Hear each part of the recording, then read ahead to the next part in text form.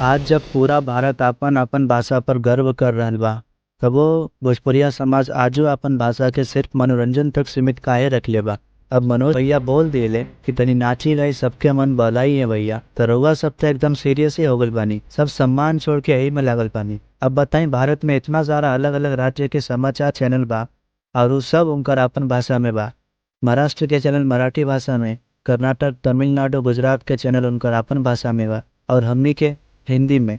आखिर काहे एमे केकर गलती बा, भोजपुरिया लोगन के या न्यूज़ चैनल कंपनी के? एकर जवाब हम रउआ सबनी से जानल चाहत बानी।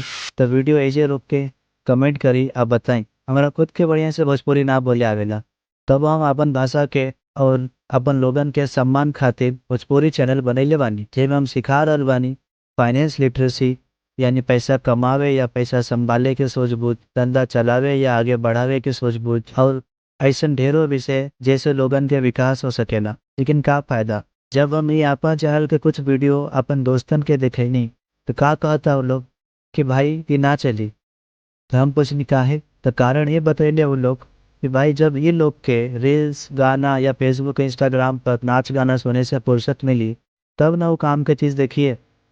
और साथ ही बहुत से लोग के ये मान्यता बा कि भोजपुरी बोलल गंवारपन के निशानी है। लेकिन हमरा लागता कि ये बात पूरा तरीका से सही नहीं है, लेकिन कुछ हद तक तो सही बा।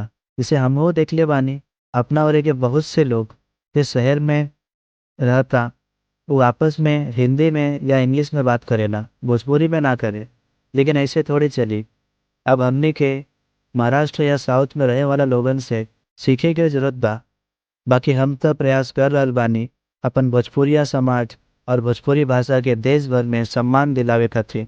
अब एमे रउआ हमार कितना साथ देत बानी, चैनल के लाइक, कमेंट या चैनल के सब्सक्राइब कैला से मालूम पड़ जाई। तो प्लीज़ एक बार कमेंट करके बताएं कि अपन भाषा के हमनी के कैसे सम्मान दिला सके नीचा, आ का कमी रह गल हमनी से। बाकी हमरा हिसाब से था जब तक भोजपुरी भाषा के डिमांड ना होई, तब तक भोजपुरी भाषा के सम्मान ना होई।